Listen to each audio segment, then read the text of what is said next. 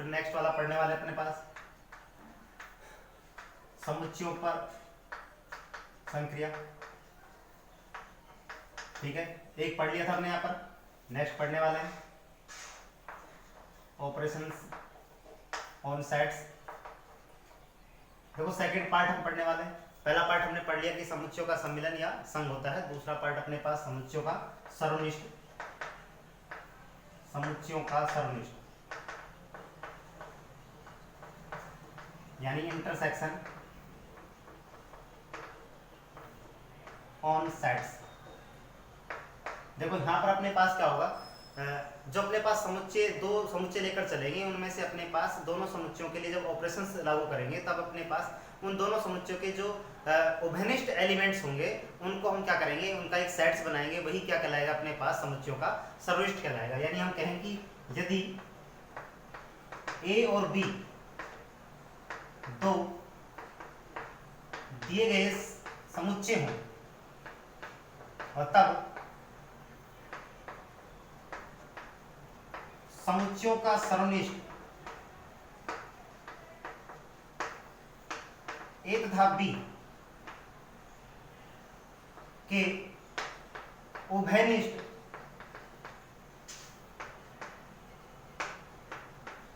अवयवों का समुच्चय होता है। यानी हम कह सकते हैं कि अपने पास जो ए और बी सेट्स होंगे उनमें अगर अपने पास जो एलिमेंट्स आएंगे, उनका एलिमेंट्स का जो उभयनिष्ठ एलिमेंट्स होंगे उन्हीं के द्वारा अपने पास क्या बनने वाला है, समुच्चयों का सर्वनिष्ठ बनने वाला है, जिसको बोलते हैं इंटरसेक्शन ऑफ ऑन सेट्स। ठीक है, तो इस केस में हम देखेंगे अपने पास, हमने लास्ट टाइम जो पढ़ा सम्मेलन में उसमें ए और बी दोनों के एलिमेंट शामिल किए थे। आज हमने कहा था कि या तो अपने पास टोटली ए के शामिल हो या फिर बी के शामिल हो या फिर ए और बी दोनों के शामिल हो, तो अपने पास समुच्चयों का क्या कहलाता है, सम्मेलन या संघ कहलाता है। इसी प्रकार से अपने पास यदि हम दो सेट्स लेकर चले और उनके उभयनिष्ठ एलिमेंट्स हम निकाल लें, कॉमन एलिमेंट्स निकाल लें, तो वो एलिमेंट्स जो सेट बनेगा वो क्या कहलाएगा, अपने पास समुच्चयों का सर्वनिष्ठ कहलाएगा। इसे हम क्या कहेंगे, संकेत में, इसे संकेत में उल्टा यू बनाते हैं इसका। ठीक है, इससे व्यक्त करते हैं। अच्छा, इसको पढ़ते कैसे हैं भाई, इसको पढ़ने के लिए मान लो ए सेट है और ये इंटरसेक्शन बी सेट है, तो इंग्लिश में इसको पढ़ेंगे ए इंटरसेक्शन बी और हिंदी में इसको पढ़ते हैं ए सर्वनिष्ठ बी। इसी प्रकार से ए यूनियन बी पढ़ा था हमने, तो इसको हम पढ़ेंगे ए यूनियन बी या ए संघ बी। ठीक है, इस प्रकार से इसको रीड करते हैं। ओके, तो यहां से हम देखें अपने पास कि इसको लिखने का जो तरीका होगा, ए इंटरसेक्शन बी में हमने कहा कि अपने पास ए के एलिमेंट्स और बी के एलिमेंट्स के कॉमन एलिमेंट्स का जो सेट्स है वो क्या कहलाएगा, इसका सर्वनिष्ठ कहलाएगा। तो अपने पास x कोई अवयव है तो वो x ए से है तथा b से।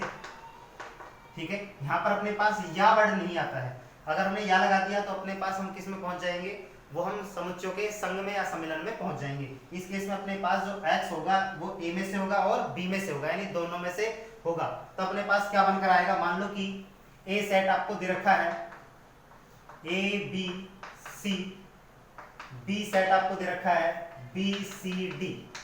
ठीक है, तब हम देखें अपने पास इनका जो सर्वनिष्ठ हुआ a intersection b, a b c intersection b c d। अब यहां से अपने पास कॉमन एलिमेंट्स ढूंढो। आप देखो कॉमन एलिमेंट्स कौन कौन से हैं, b है c, b और c, ना तो a मैच कर रहा है ना d मैच कर रहा है। इसका मतलब इनका जो सर्वनिष्ठ होगा वो क्या होगा, b और c सेट्स का होगा। ठीक है, यानी कॉमन एलिमेंट्स का जो सेट्स है वही क्या कहलाएगा, इनका समुच्चयों का सर्वनिष्ठ कहलाता है। ठीक है, तो यहाँ से हम और भी एग्जांपल देख सकते हैं इसका। इससे पहले हम देखें इसके जो गुणधर्म बने हुए हैं उन गुणधर्मों के बारे में बात करते हैं। जैसे हमने सम्मिलन पर गुणधर्म पढ़े थे वैसे ही हम सर्वनिष्ठ पर गुणधर्म पढ़ रहे हैं। तो अपने पास सबसे पहले इसकी डेफिनेशन को हम थोड़ा सा लिख देते हैं, x बिलोंग्स टू a तथा x बिलोंग्स टू b। ठीक है, a इंटरसेक्शन b। देखो यहाँ से अपने पास इसकी अगर हम बात करें, किसकी, गुणधर्मों की बात करें, तो इसके जो गुणधर्म है वो क्या क्या है। देखो सबसे पहले बात करते हैं ए इंटरसेक्शन ए के लिए बात करेंगे। ए इंटरसेक्शन ए जो पार्ट है इसका मतलब है कि ए के एलिमेंट्स और बी के एलिमेंट्स का जो कॉमन पार्ट है वो क्या होगा, ए ही होगा। क्योंकि अपने पास हम ए का पार्ट लेके चले, ए इक्वल ए बी सी और ए इंटरसेक्शन बी करके ले जाएं तो A B C intersection A B C, तब हम चेक करें कि अपने पास जो आने वाली वैल्यू है वो क्या होगी। देखो यहां से अपने पास जो कॉमन वैल्यू है, इसमें से जो कॉमन वैल्यू है वो क्या हुई, वापिस ए बी सी ही आने वाला है। तो इस एलिमेंट्स में से कॉमन वैल्यू क्या है, ए बी सी, और वापिस आपको क्या दे रहा है, ये ए दे रहा है। इसका मतलब हम कह सकते हैं कि ए का इंटरसेक्शन ए के साथ कराने पर क्या आ रहा है, ए आ रहा है। इसको भी हम क्या बोलते हैं, वर्गसम, ठीक है, वर्गसम नियम बोलते हैं। क्लियर। नेक्स्ट पढ़े हम ए इंटरसेक्शन फाइव। अब देखो यहाँ पर अपने पास ए का इंटरसेक्शन फाइव के साथ कराया, तो इस केस में अपने पास जो आने वाला एलिमेंट है या सेट से वो क्या होगा। देखो यहाँ से अपने पास ए और फाइव में से क्या कॉमन होगा। अब बात करें अगर यहाँ पर हम फाइव लगा दें, ठीक है, तो अपने पास वैल्यू क्या बनकर आएगी, ये इंटरसेक्शन फाइव। देखो फाइव में कोई एलिमेंट्स नहीं होता है, जबकि ए में अपने पास जो एलिमेंट्स है वो क्या है, ए बी सी। तो इसमें से कॉमन पार्ट कौन सा होगा, क्योंकि फाइव में कोई एलिमेंट्स ही नहीं है, तो कॉमन क्या होगा, फाइव होगा। क्योंकि इसमें तो ऑलरेडी फाइव है, क्योंकि अपने पास जो फाइव होता है वो प्रत्येक सेट का क्या होता है, उपसमुच्चय होता है, सबसेट होता है। इसलिए यहाँ से क्या आएगा, अपने पास फाइव आ जाएगा। तो इसका आउटपुट क्या है, अपने पास फाइव। समझ आ रहा है। देखो थर्ड पार्ट देखिए इसका, ए यूनिवर्सल सेट का हम लगा देते हैं ए इंटरसेक्शन यूनिवर्सल। अब देखो यहाँ से अपने पास जो कॉमन आएगा वो कौन सा पार्ट आएगा, तो ए एक छोटा सा सेट है और यूनिवर्सल एक बहुत बड़ा सेट है, जिसको हम बोल सकते हैं कि ये सुपर सेट है और ये क्या है, अपने पास सबसेट है। तो दोनों में से जो कॉमन वैल्यू है, यूनिवर्सल में डेफिनेटली ए मौजूद है, लेकिन ए में यूनिवर्सल नहीं हो सकता। इस केस में अपने पास ए और यूनिवर्सल में से क्या आएगा, अपने पास जो कॉमन पार्ट है वो ए ही आएगा, क्योंकि यूनिवर्सल में कौन मौजूद है, ए मौजूद है। इसलिए अपने पास जो कॉमन है वो क्या आया, ए, और इसी को हम क्या बोल सकते हैं, तत्समक बोलते हैं। ठीक है, तत्समक नियम। इसमें जो अपने पास यू कहलाएगा, इसका तत्समक कहलाएगा। यहाँ पर कोई इफेक्ट नहीं पड़ा है, ठीक है। इसके लिए हम क्रम विनिमय पढ़ लेते हैं। यहाँ से A intersection B equal B intersection A होता है। वही सेम प्रोसेस जैसा हमने यूनियन में पढ़ा था, ऐसा ही हम इंटरसेक्शन में पढ़ रहे हैं। अगर अपने पास ए बी का इंटरसेक्शन कराया जाए तो अपने पास आउटपुट में बी और ए का इंटरसेक्शन ही आएगा। जैसे मान लो कि अपने पास यहाँ पर दे रखा है ए इंटरसेक्शन बी की जो वैल्यू है ये, तो इसी प्रकार से हम बी इंटरसेक्शन ए निकाल लेते हैं, B C D intersection A B C. मतलब क्या है इन दोनों का, इन दोनों में से क्या होना चाहिए, कॉमन। और कॉमन क्या आएगा अपने पास, बी और सी के अलावा कोई कॉमन नहीं है, इसलिए क्या आया, बी और सी। तो हम देखें यहाँ से कि ए इंटरसेक्शन बी जो किसके इक्वल है, बी इंटरसेक्शन ए के इक्वल है, यानी ये क्रम विनिमय नियम का पालन करते हैं। इसी प्रकार से हम साहचर्यता देख लेते हैं। साहचर्य नियम, A intersection B intersection C equal A intersection B intersection C. इसी प्रकार से अपने पास ए और बी का इंटरसेक्शन निकालें और सी का निकालें तो अपने पास ए इंटरसेक्शन और बी इंटरसेक्शन सी के इक्वल होगा। जिस प्रकार से हमने ये किया है उसी प्रकार से हम इसको भी अप्लाई कर सकते हैं। क्लियर। आगे के पार्ट्स भी अपने पास देख सकते हैं। मान लो कि A is equal subset of B, तो इस केस में अपने पास ए इंटरसेक्शन बी की वैल्यू क्या होगी। देखो यहाँ पर ए सब क्या है, अपने पास ये वाला पार्ट आया A is equal subset of B. इसका मतलब ए क्या है, इक्वल सबसेट ऑफ बी है। इस केस में अपने पास ए को हम सबसेट बोलेंगे, बी को क्या बोलेंगे, सुपरसेट। एक्चुअल में अपने पास इक्वल आ रहा है, इस केस में हम कह सकते हैं दोनों क्या है, इक्वल सेट्स भी हैं, लेकिन कंडीशन के अकॉर्डिंग अपने पास ये क्या बनेगा, सबसेट, और बी क्या बनेगा, सुपरसेट। इसलिए अपने पास कॉमन की बात करें तो उभयनिष्ठ एलिमेंट्स क्या होगा, अपने पास वापिस ए ही आएगा। इस केस को हम क्या बोलेंगे, इसके गुणधर्म बोलेंगे। इसी प्रकार से हम आगे के गुणधर्म भी रिपीट करेंगे। ओके,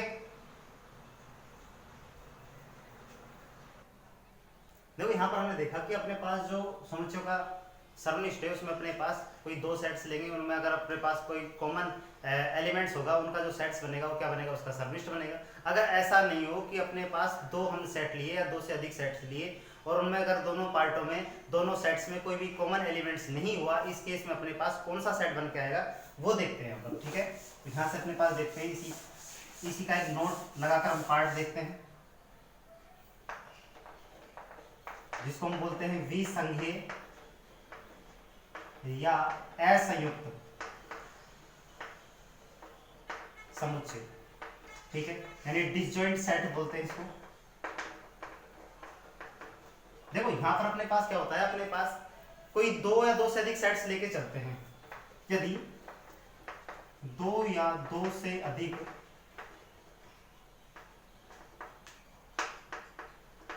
समुच्चयों में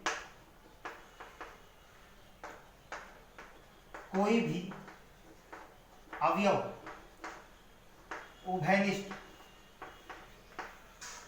न हो, तब वह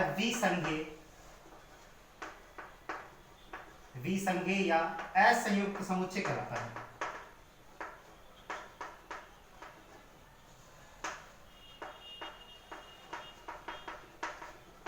ठीक है, यहाँ पर अपने पास हमने लास्ट टाइम पढ़ा कि जो समुच्चय का सर्वनिष्ठ होता है उसमें कॉमन एलिमेंट्स का सेट्स होता है, जबकि अगर अपने पास हम बात करें कि अगर ऐसा नहीं हो तो उस केस में अपने पास विसंज्ञेय या असंयुक्त यानी डिसजॉइंट सेट्स बनेगा। उसमें अपने पास दो या दो से अधिक कितने भी सेट्स हो और उनमें अगर हम संक्रिया लागू करें और उस केस में अपने पास उनका जो सर्वनिष्ठ होगा, सर्वनिष्ठ का मतलब है उनमें जो कॉमन एलिमेंट्स होंगे वो अगर नहीं हुए तो उस केस में अपने पास वो विसंज्ञेय या असंयुक्त सेट्स कहलाएगा। और इसकी जो डेफिनेशन है वो हमने लिख दी है, और इसका जो आउटपुट है वो होता है A इंटरसेक्शन B इक्वल 5, यानी कोई भी कॉमन एलिमेंट्स नहीं है। ऐसा हमने एक एग्जांपल लेकर भी देखा था, उसमें हमने ऐसा ही किया था कि अपने पास जब A इंटरसेक्शन 5 किया था तो उस केस में अपने पास 5 आया था। तो ऐसे अपने पास दो सेट्स, तो हम देख सकते हैं यहाँ पर अगर मान लो कि A सेट आपके पास दे रखा हो A B C और B सेट आपको दे रखा हो D E F, तो यहां से हम देख सकते हैं A intersection B equal A B C intersection D E F। तो यहां से हमने देखा कि कोई भी एलिमेंट्स क्या नहीं है, कॉमन नहीं है। जब कॉमन नहीं होगा तो क्या आएगा अपने पास 5, तो 5 आएगा, और कॉमन जो होता है वो तो अपने पास सर्वनिष्ठ होता है। अगर कॉमन नहीं है तो उस केस में 5, और जब 5 होता है तो अपने पास क्या होता है, विसंज्ञेय या असंयुक्त समुच्चय होता है। क्लियर? देखो नेक्स्ट पढ़ने वाले हैं समुच्चयों का अंतर, ठीक है।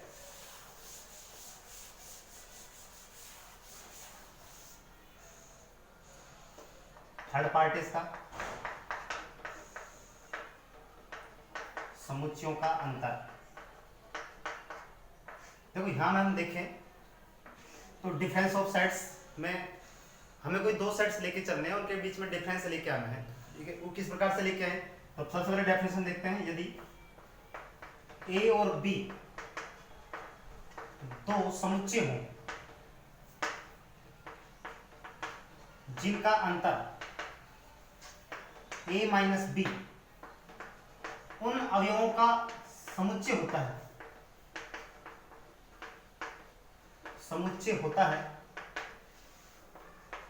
जो समुच्चय A में हो परंतु B में नहीं, ठीक है। तो यहां से अपने पास क्या होता है कि A और B दो सेट्स होते हैं, उनका जो अंतर होता है A माइनस B, जिसको हम डिनोट करेंगे समुच्चयों का अंतर A माइनस B, उन अवयवों का समुच्चय होता है जो A में तो होते हैं लेकिन B में नहीं होते हैं। अगर इस केस को उल्टा किया जाए, B माइनस A बनाया जाए, तो हम कहेंगे कि ये उन अवयवों का समुच्चय होगा जो B में होंगे लेकिन A में नहीं होंगे, तब अपने पास B माइनस A उनका क्या होगा, समुच्चय का अंतर कहलाएगा, ठीक है। तो यहां से हम देख सकते हैं कि अपने पास अगर इसको हम लैंग्वेज में दें तो हम लिख देंगे x बिलोंग्स टू A में तो है बट किस में नहीं है, परंतु x is not belongs to B। Clear? यहाँ पर ऐसा लिख सकते हैं कि x A में से है परंतु x is not equal B, यानी B में से नहीं है। मान लो कि अपने पास कोई A सेट है A B C D, ठीक है, और B कोई सेट आपके पास दे रखा है D E F, इस प्रकार से दे रखा है, ठीक है। तब हम देखें कि A माइनस B जो होगा वो A B C D minus D E F क्या बनकर आएगा। देखो यहाँ पर अपने पास जो सेट्स पहला होता है वो फोकस किया जाता है। मान लो कि अपने पास यहाँ पर पहला सेट A है, तो A अपने पास फोकस होगा, यानी A के एलिमेंट्स बचेंगे या फिर नहीं बचेंगे, ठीक है। लेकिन अपने पास B के एलिमेंट्स को हम नहीं लिख पाएंगे, जो ए में से होंगे वो ए निकल जाएंगे, बाकी बचे हुए किसके बचेंगे, ए के ही बचेंगे। जैसे मान लो कि अपने पास यहाँ पर ए में से कोई जाएगा नहीं है इसमें से, तो ए एज इट इज रह जाएगा, ठीक है। बी में से कुछ है नहीं है तो बी एज इट इज रह जाएगा। सी में से कुछ है नहीं है तो सी एज इट इज रह जाएगा। डी में से डी जा चुका है, इसका मतलब ये एक एलिमेंट ए जो सेट है वो खत्म हो चुका है, फ्री हो चुका है। तो अपने पास इसके 3 ही एलिमेंट्स यहाँ पर बच कर आए हैं, ठीक है। इस केस का अगर उल्टा किए तो उल्टा करें तो अपने पास क्या बना, ए जो सेट है वो ए बी सी डी और बी सेट अपने पास है डी ई एफ, ठीक है। तो हम कर रहे हैं बी माइनस ए, तो इस केस में अपने पास बना D E F minus A B C और डी, ठीक है। तो यहां से हम देखें कि डी में से हमारे पास डी चला गया है तो कुछ नहीं बचा यहाँ पर, तो ई अपने पास ई में से कुछ नहीं जा रहा है तो ई बच गया, एफ में से कुछ नहीं जा रहा है यहाँ पर तो एफ बच गया। अब अपने पास बी वाला जो सेट है उसके एलिमेंट्स फिनिश हो गए, तो अपने पास बचा हुआ पार्ट किसका होगा, सिर्फ पहले सेट्स का होता है, यानी बी दे रखा है तो बी का होगा, अगर ए दे रखा है तो ए का होगा। अब यहाँ पर अपने पास इसमें चाहे कितने भी एलिमेंट्स हो इसको हम काउंट नहीं करेंगे, सिर्फ फोकस करेंगे किसको, जो प्रथम समुच्चय होता है, फर्स्ट सेट्स होता है उसको हम फोकस करेंगे और उसमें से उसके एलिमेंट्स को आउट करेंगे। क्लियर।